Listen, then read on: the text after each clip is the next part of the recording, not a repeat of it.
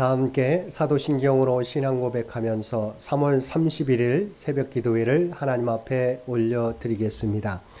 전능하사 천지를 만드신 하나님 아버지를 내가 믿사오며 그 외아들 우리 주 예수 그리스도를 믿사오니 이는 성령으로 잉태하사 동정녀 마리아에게 나시고 본디오 빌라도에게 고난을 받으사 십자가에 못 박혀 죽으시고 장사한 지 사흘 만에 죽은 자 가운데서 다시 살아나시며 하늘에 오르사 전능하신 하나님 우편에 앉아 계시다가 저리로서 산자와 죽은 자를 심판하러 오시리라. 성령을 믿사오며 거룩한 공회와 성도가 서로 교통하는 것과 죄를 사하여 주시는 것과 몸이 다시 사는 것과 영원히 사는 것을 믿사옵나이다. 아멘. 우리 다 함께 찬송 170장 함께 찬송 부르시겠습니다. 우리 찬송 170장입니다.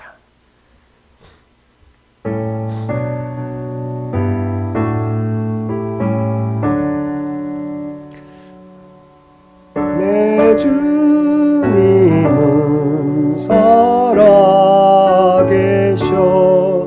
날 지켜주시니 그 큰 사랑이 나여서 나 자유 얻었네. 아예 구원 되신 주님 내 소망 되신 주 항상 나와 함께 하셔 곧 다시 오시리.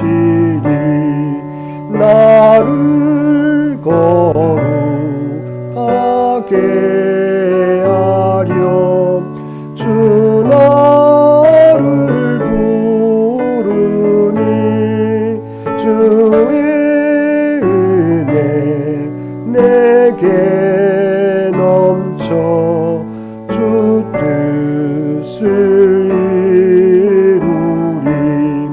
굳센 믿음 나 가지고 주 말씀 따르면 주님 다시 강림할 때 날 영접하시리.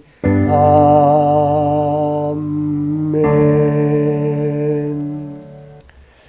오늘 우리에게 주신 하나님의 말씀 사무엘상 31장 1절에서 13절까지 말씀입니다. 구약성경 461페이지, 제가 가지고 있는 성경 구약성경 461페이지 사무엘상 31장 1절에서 13절까지 말씀입니다. 31장 사무엘상 31장 1절에서 13절까지 우리 한 절씩 교독합니다. 블레셋 사람들이 이스라엘을 침해 이스라엘 사람들이 블레셋 사람들 앞에서 도망하여 길보아 산에서 엎드러져 죽으니라.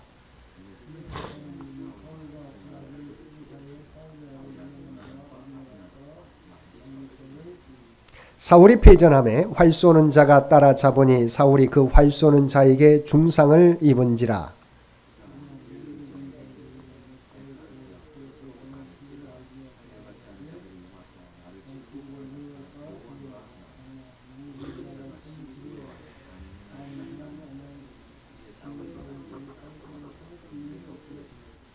무기를 든 자가 사울이 죽음을 보고 자기도 자기 칼 위에 엎드러져 그와 함께 죽으니라.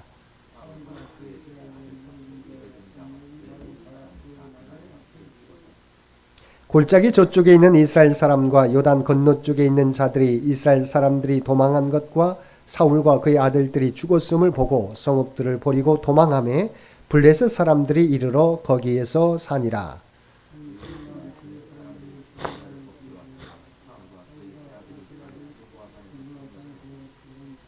사울의 머리를 베고 그의 갑옷을 벗기고 자기들의 신당과 백성에게 알리기 위하여 그것을 블레셋 사람들의 땅 사방에 보내고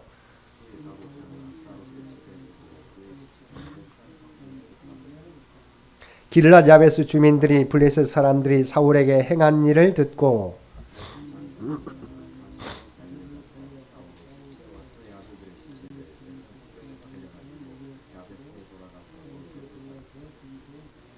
함께 읽겠습니다. 그의 뼈를 가져다가 야베스 에셀나무 아래에 장사하고 7일 동안 금식하였더라. 아멘. 오늘도 새벽을 깨우고 말씀과 기도로 금요일 하루를 시작하는 우리 모든 성도들 가운데 하나님의 놀라운 은혜가 언제나 함께하여 주시기를 주님의 이름으로 간절히 축원드립니다. 오늘 본문은 하나님의 영이 함께하는 사람과 하나님의 영이 떠난 사람의 결과가 어떻게 다른지를 분명하게 대조하여 우리에게 보여주고 있습니다. 어제 말씀에서 살펴보았던 것처럼 하나님이 함께 하시는 다윗은 위기를 만나도 하나님께서 위기를 벗어날 수 있는 길과 방법을 제시해 주시고 극복하게 하셨습니다. 그러나 하나님의 영이 떠난 사울은 블레셋과의 전쟁에서 그의 세 아들들과 함께 전사하는 안타까운 최후를 맞이하게 되었던 것입니다. 오늘 본문은 29장에서 시작된 블레셋과 이스라엘 백성과의 전쟁의 결과를 기록하고 있습니다. 다윗이 하마터면 조국 이스라엘과의 전쟁에 참여할 뻔했던 바로 그 전쟁입니다. 전쟁의 결과는 하나님의 영이 함께 하시지 않는 이스라엘 군대의 대패였습니다. 그래서 본문 1절은 블레셋이 이스라엘 백성들을 공격하여 이스라엘 사람들이 그들 앞에서 도망하여 길보아 산에서 엎드러져 죽게 되었다고 기록하고 있습니다. 여기서 성경은 이스라엘이 참패했다는 것을 한 지명을 통해서 설명하고 있습니다. 바로 그 지명은 길보아 산입니다. 이스라엘이 블레셋에 맞서 애초에 진을 친 곳은 29장 1절에 나오는 것처럼 이스라엘에 있는 샘곁이었습니다. 그런데 본문 1절에 나오는 길보아 산은 이스라엘의 샘곁보다 남쪽에 위치하고 있었습니다. 그리고 길보아는 과거 드보라와 바락이 하나님의 도움으로 시스라의 군대를 물리친 기선 전투가 있었던 곳이고 기드온이 하나님의 도우심으로 미디안 군대를 물리친 장소였습니다. 그런데 이러한 길보아 산에서 이스라엘 사람들이 엎드려 죽게 되었다는 것입니다. 이미 전쟁은 블레셋의 승리로 기울었습니다. 이제 블레셋 군사들의 목표는 사울과 그의 아들들이었습니다. 그들은 사울과 그의 아들들을 맹렬히 추격했습니다. 그 결과 사울의 아들 요나단과 아비나답과 말기수아가 먼저 죽게 되었습니다. 이제 점점 더 블레셋의 화력은 사울에게 집중됩니다. 블레셋의 군사들은 이스라엘의 왕 사울을 우선적인 목표로 삼아 맹렬하게 공격하였으며 그를 사면초가의 궁지로 몰아넣었습니다. 만군의 주 하나님의 보호를 받는 참된 성도는 사방으로 우겨쌈을 당하여도 쌓이지 않지만 하나님께 버림받은 자는 사면으로 둘러싸인 그 수론 가운데서 절망하게 되는 것입니다. 결국 사울이 블레셋의 궁수에 의해 중상을 입게 되자 사울은 자기 무기를 든 자에게 자기를 죽이라고 명령합니다. 할례받지 않은 자들의 손에 죽어 모욕당하기 싫다는 것입니다. 그러나 무기 든 자는 심히 두려워하여 감히 그 명령대로 행하지 않습니다. 그런데 사실 이때야말로 사울이 하나님께 자신의 죄를 고백하고 회개해야 할 때입니다. 그는 다윗이 엔게디와 십 광야에서 자신을 죽일 수 있는 기회가 있었는데도 죽이지 않은 이유가 무엇인지 최후의 순간까지도 깨닫지 못했습니다. 이스라엘의 초대 왕으로 세움을 입었지만 하나님을 의지하거나 자기에게 맡겨진 사명을 감당하기보다는 사람들의 눈과 사람들의 평가를 더 중요하게 여겼던 것입니다.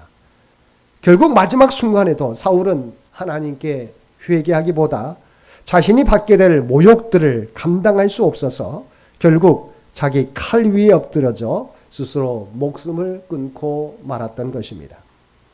이렇게 사울의 집안이 블레셋에 의해 멸절을 당하자 이스라엘 백성들은 살던 성읍들을 버리고 도망했으며 그 성읍들은 블레셋의 영토가 되고 말았습니다.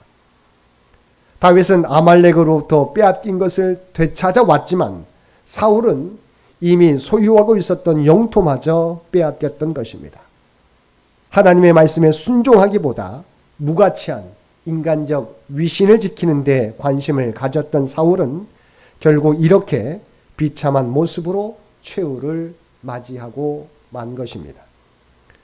블레셋 군사 이튿날 블레셋 군사들은 시체들의 옷을 벗기러 왔다가 사울과 그의 세 아들들이 길보아 산에 쓰러져 있는 것을 보고 그의 머리를 베고 그의 갑옷을 벗기고 자기들의 신당과 백성들에게 알리기 위하여 백성들 사람들의 땅 사방에 보내고 사울의 시체는 벳산 성벽에 매달아 능멸하였습니다.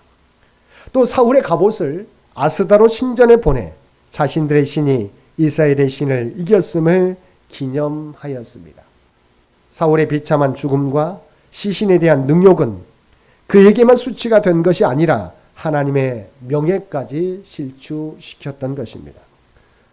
성도가 하나님의 말씀에 불순종하고 탐욕으로 인해 치욕을 받는다면 하나님의 영광을 가릴 수 있다는 사실을 우리는 언제나 기억해야 할 것입니다. 이처럼 하나님의 기름 부음 받았던 사울의 시신이 땅에 묻히지 못하고 능멸을 당할 때 다행히 길랏 야베스 주민들이 위험을 무릅쓰고 벳산 성벽에서 사울과 그 아들들의 시신을 거두었습니다. 그리고 야베스로 돌아가서 에셀나무 안에 장사하고 7일간 금식했습니다. 그들은 암몬 왕 나하스가 모욕했을 때 사울이 도운 것을 잊지 않았던 것입니다. 곧 자신들의 수치를 갚아준 사울의 도움을 기억하고 이와 같이 행한 것입니다. 사울은 왕으로서의 위엄을 갖추고 화려한 관에 누워 왕궁 매장지에 묻히는 것을 기대했겠지만 그에게 준비된 최후는 이처럼 비참한 것이었습니다. 신앙의 본질, 인생의 본질이 무엇인지 깨닫지 못하고 외형을 추구하는 자는 그 누구라도 이와 같은 비슷한 최후를 맞이할 수밖에 없는 것입니다.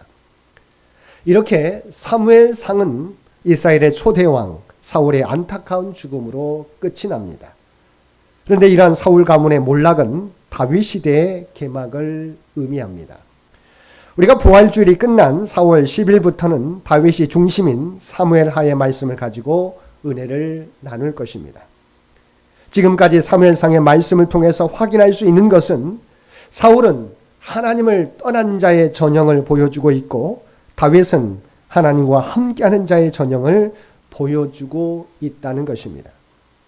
사울은 무엇이든 하나님을 배제하고 자기 스스로 자기 뜻대로 하고자 하였습니다. 반면 다윗은 언제든지 하나님 중심으로 하나님의 뜻대로 살고자 애썼습니다. 이렇게 전혀 다른 두 인생을 살았던 두 사람의 결국이 무엇입니까? 사울은 이스라엘의 초대 왕이라는 영광을 얻었지만 실패한 자로 우리의 기억에 남아 있습니다. 그에 반해 다윗은 쫓기는 자였지만 하나님을 의지함으로 그 모든 고난을 극복하고 하나님께서 기름 부어주신 대로 사울의 왕위를 이어 이스라엘의 2대 왕으로 세워지게 됩니다. 그리고 이스라엘의 왕 중 가장 위대한 왕으로 평가받고 있으며 예수 그리스도의 조상이 되는 은혜까지 입게 되었습니다. 이렇게 하나님이 함께하는 사람과 하나님을 떠난 사람의 인생의 결말은 전혀 다르다고 하는 것입니다. 저와 여러분의 삶도 다윗과 같이 하나님을 의지하며 하나님이 함께 하시는 삶을 살아감으로 이 땅에서 하나님의 살아계심과 하나님의 선한 능력을 세상 가운데 나타나며 살아가는 우리 모든 성도들 되시기를 주님의 이름으로 간절히 축원드립니다. 함께 기도드리겠습니다. 사랑과 은혜가 충만하신 아버지 하나님, 사울과 다윗의 삶을 통하여 하나님을 떠난 사람의 인생과 하나님께서 함께하는 사람의 인생이 어떻게 다른지 확인하게 하여 주시니 감사드립니다. 우리 인생도 다윗과 같이 언제나 하나님과 함께하는 사람의 인생이 되게 하여 주옵소서. 그리하여 우리의 삶을 통하여 하나님의 살아계심을 세상 사람들에게 널리 나타내며 살아가는 우리 모두가 되게 하여 주옵소서. 오늘도 이 나라의 민족을 긍휼히 여겨주시고 하나님께서 통치하여 주시기 원합니다. 또한 100주년을 준비하는 창년재단과 창년의 가족들을 기억하여 주시고 우리의 기도와 헌신과 섬김을 통하여 창현재단이 이 세상 가운데 우뚝 서가게 하여 주옵소서. 지금까지 지켜주신 은혜를 늘 기억하며 다음 선교 100년을 준비하는데 부족함이 없도록 주의 백성들을 주의 도구로 사용하여 주시옵소서. 또한 우리가 어느 곳에 있든지 어느 자리에 있든지 하나님의 부름받은 백성이라고 하는 정체성을 잊어버리지 않게 도와주시고 우리가 서 있는 자리에서 세상 가운데 선한 그리스도의 선한 영향력을 나타내며 살아가게 하여 주시옵소서. 오늘 또 우리에게 복된 하루를 선물로 허락해 주셨사옵나니 주신 시간들 헛되이 보내지 않게 하여 주시고 우리에게 맡겨진 사명 충성되이 감당하는 우리 모두가 되게 하여 주옵소서.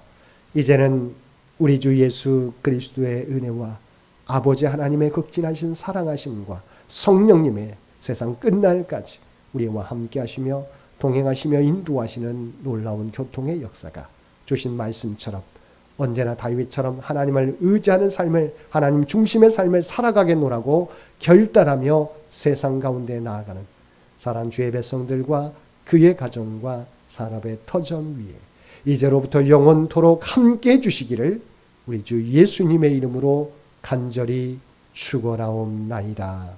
아멘. 여러분 기도하실 때 오늘 주신 말씀을 위해서 이 나라 이 민족을 위해서 창현재단을 위해서 창현의 가족들을 위해서 기도해 주시고 각자의 기도 제목 가지고 하나님 앞에 더욱더 가까이 나아가시기를 바랍니다.